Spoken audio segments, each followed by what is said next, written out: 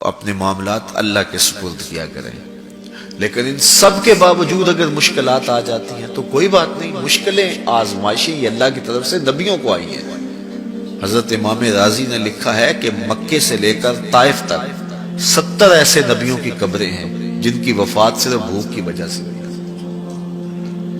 تو ہم ایک دن کا فاقہ آ جائے، تھوڑا سا کاروبار نرم ہو جائے تو بابوں کے پاس بھاگ کے اللہ کے ساتھ شریک ٹھہرانے لگ جاتے ہیں. کیوں؟ کس وجہ سے؟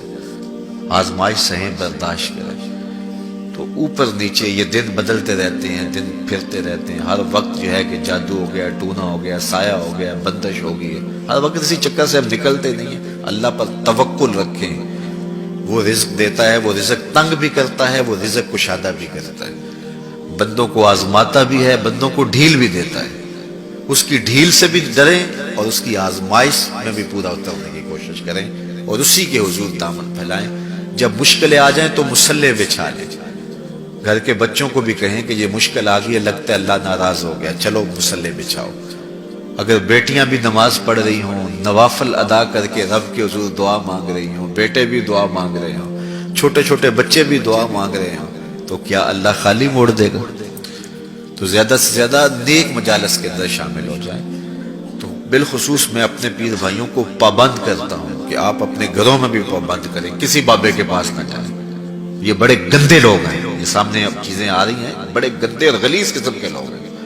ان کی نظروں میں غلاظت بھری ہوئی ہے اور جو ہے وہ لوگوں کے ہجوم سے کبھی متاثر نہ ہو کہ فلاں وہاں سے اتنے لوگ جا رہے ہیں. لا یصیر الباطل حقا بکثرت المتمسکین بہ. اگر کسی جھوٹ کے ساتھ، کسی باطل کے ساتھ زیادہ لوگ وابستہ ہو جائیں تو اس وابستگی سے باطل حق نہیں ہو جاتا.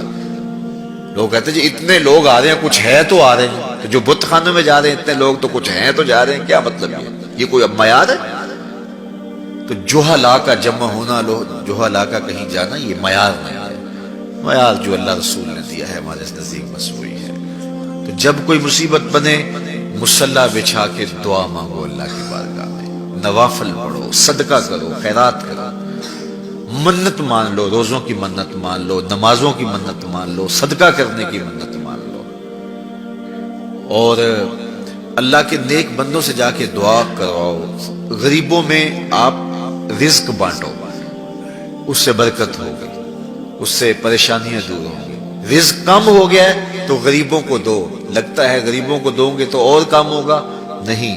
جب دو گے تو اللہ کے سچے وعدے آپ کو نصیب ہوں گے اور آپ کو برکت نصیب ہوگی. اس کے راہ میں دینے سے کم نہیں ہوتا ہے.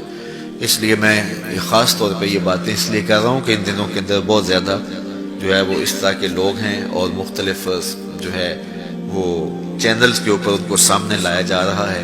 ان لوگوں سے اپنے دامن کو چھڑائیں اور صالحین کی صحبت کو اختیار کریں. صالحین کی صحبت سے آپ کو نور ملے گا، روشنی ملے گی.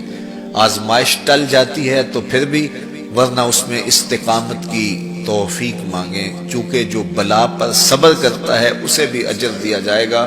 صحیح حدیث میں آتا ہے کہ اہل بلا کو قیامت کے دن جو صلہ دیا جائے گا تو دوسرے لوگ آرزو کریں گے کاش ہمارے جسم کو لوہے کی کینچیوں سے کاٹ دیا جاتا.